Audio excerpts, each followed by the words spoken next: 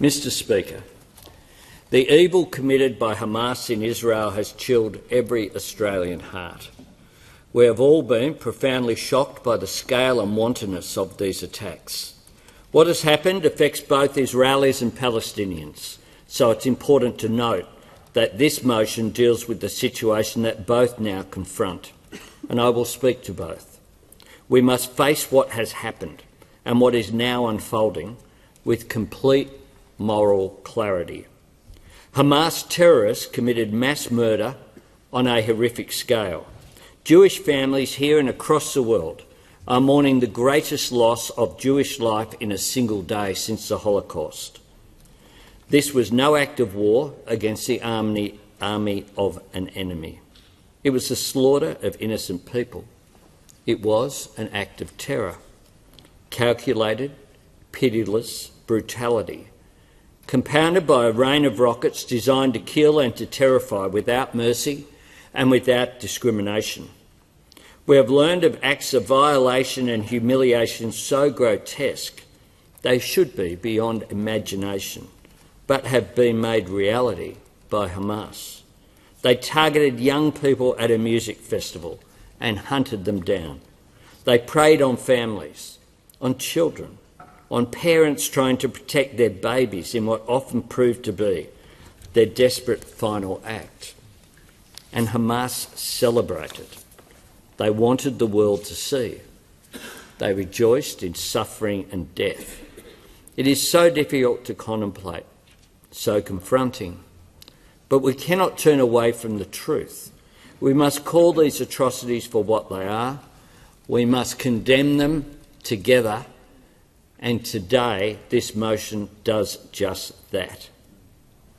As hard as it is for any of us to bear, we know that it is hardest on Australia's Jewish community. Australia has the largest per capita Holocaust survivor population outside Israel. Our Jewish Australian community is made up of Holocaust survivors, their children and grandchildren. The branches of their family trees are heavy with loss and suffering, with acts of survival in the face of overwhelming odds. It is nearly 80 years since that darkest of chapters closed. Nearly 8 decades of the world saying, never again. It is shocking and wrong that in 2023, Jewish people are having to draw on their courage and resilience again, enduring such loss, enduring the weight of not knowing, and for those with relatives who are missing, enduring the weight of hope. I want to repeat the message that I've given to all Jewish Australians since the outset. You are not alone. Your fellow Australians stand with you. Mr. Speaker, this was not just an attack on Israel. This was an attack on Jewish people. Let us be clear. Hamas is an enemy, but not just of Israel. Hamas is an enemy of all peace-loving Palestinian people who are left to pay a devastating price for this terrorism. Hamas honours no faith. It serves no cause but terror. It is no better than any other group in history that has clung to the twisted belief that victory can be built on the blood of the innocent. In the words of President Joe Biden, Hamas does not stand for the Palestinian people's right to dignity and self-determination. Its stated purpose is the annihilation of the State of Israel and the murder of Jewish people. They use Palestinian civilians as human shields. Hamas offers nothing but terror and bloodshed with no regard to who pays the price.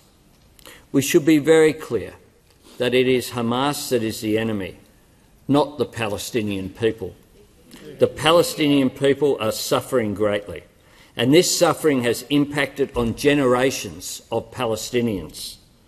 The humanitarian situation in the Gaza Strip, which is home to 2 million people, is deteriorating rapidly.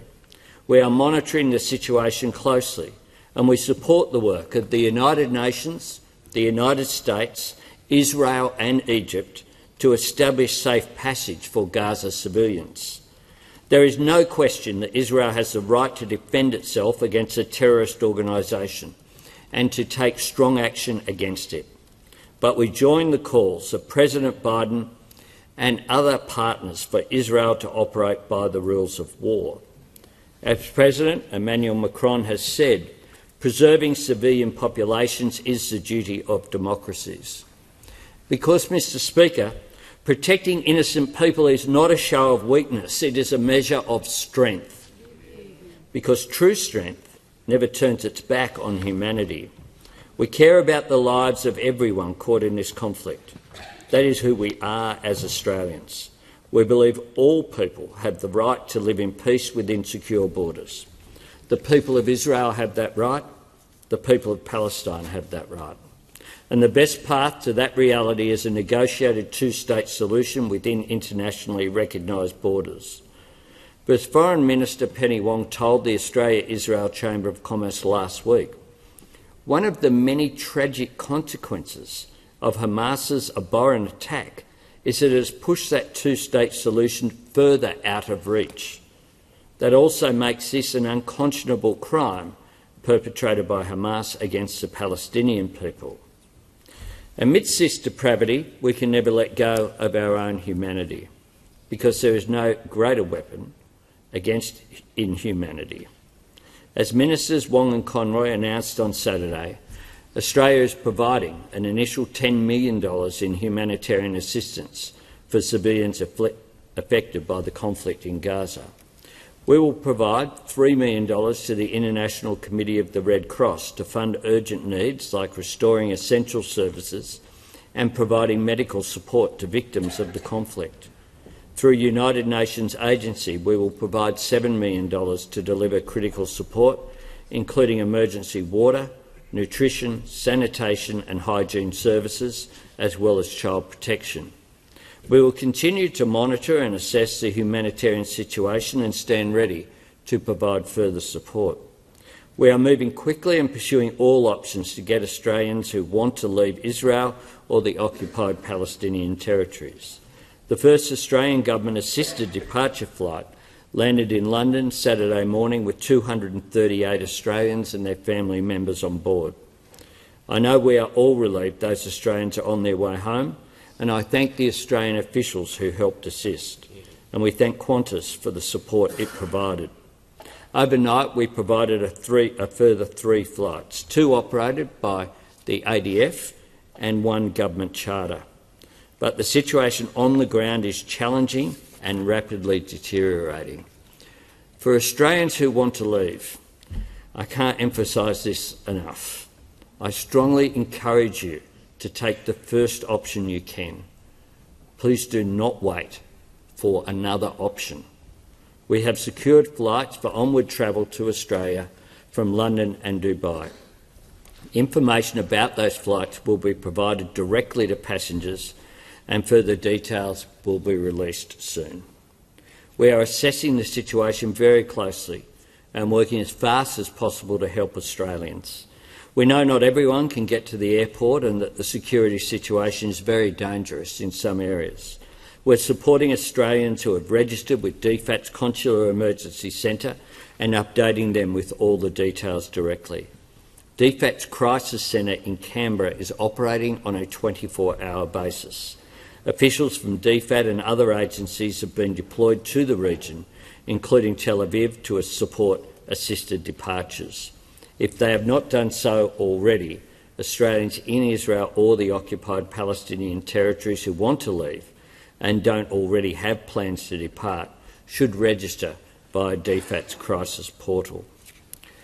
Mr. Speaker, just as Hamas stands in the way of the peaceful future for Israelis and Palestinians alike, they try to drive division in every peace-loving democratic society, and they seek to fan the embers of anti-Semitism.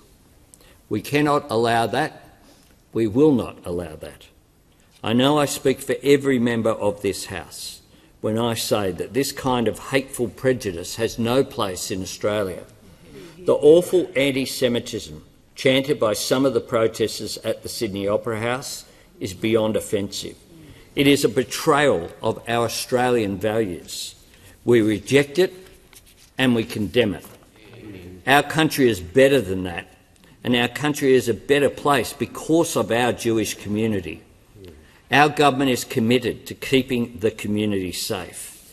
Just as we join in this place to condemn Hamas, the message we should be sending loudly and clearly from this place to all Australians is to avoid the traps set by such forces of division. Anyone seeking to exploit a people's suffering for political purposes should consider the damage they risk doing. Anyone tempted by the lazy but corrosive option of false equivalence should shun that temptation. This is a time for compassion, not cynicism.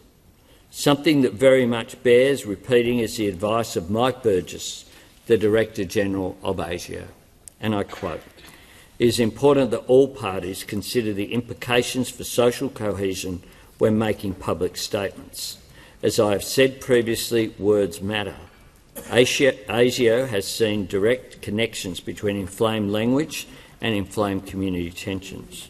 And he goes on, "As always, ASIO is not interested in those who are engaged in lawful protest, but rather the small subset of protesters who may wish to escalate protest to violence. This includes religiously motivated and ideologically motivated extremists or anyone who believes that violence is a means to further their own interests."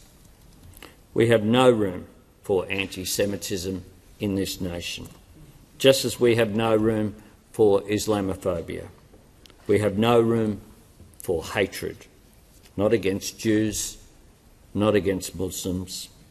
Our nation has been made better by generations of both. An important part of our strength as a nation is the breadth of our society, and it is such a great and vibrant strength. But even in a country as stable and open as ours, social cohesion cannot be taken for granted. It must be nourished and protected. My government is committed to preventing discrimination against people of faith, including through anti-vilification protections. We have established a new $40 million grants program to improve safety and security at places of worship, religious schools and community groups. And I can announce that today the Cabinet has agreed to $10 million from the Confiscated Assets program to be added to that $40 million, and for us to fast-track the processing of what were many hundreds of applications just this week. And we expect to have an announcement of funding in days. We have committed to funding the Australian Human Rights Commission to complete its national anti-racism framework and implement a comprehensive national anti-racism strategy. Last October, Australia signed a United Nations Human Rights Council statement on combating anti-Semitism and online hatred. In June, the government introduced the Counter-Terrorism Legislation Amendment, Prohibited Hate Symbols and Other Measures Bill, to criminalise the public displays of hate symbols. In addition to the important measures that seek to protect the community from symbols of hate, the bill will ensure that glorifying and praising acts of terrorism are criminal offences under Commonwealth law. The bill will also increase the penalties for those seeking to glorify these atrocities. Earlier this year, we also launched a multicultural framework review to ensure Australian government policy settings and organisational arrangements are fit for purpose in supporting our multicultural society. There hasn't been a review of how government supports multiculturalism since 1973. The government is continuing to implement a strengths-based approach to build on the successes of Australia's cohesive and inclusive multicultural society. Those successes are considerable. As Australians, we should all take pride in what we have built together as an open-hearted, welcoming country driven by compassion and an instinctive sense of fairness. We showed it in 1948, when Australia played a role in the foundation of the modern State of Israel. It was a moment of light after the darkness of the Holocaust. On this side of the House, another source of pride is the fact that it was a Labor minister and future Labor leader, Doc Evatt, who was there at the heart of it all at the United Nations as President of the General Assembly. With Evatt presiding over the UN and supported by Prime Minister Ben Chifley, Australia was the first country to vote for Israel to be made a member. Mr Speaker, through this motion today, our Parliament sends a message of sympathy and solidarity to the people of Israel after the attacks by Hamas and to our own Jewish community. All of us and all Australians embrace you in this time of trauma. We cannot lighten the weight that is upon you, but we hold you in our hearts. And I commend the motion to the House. Yeah.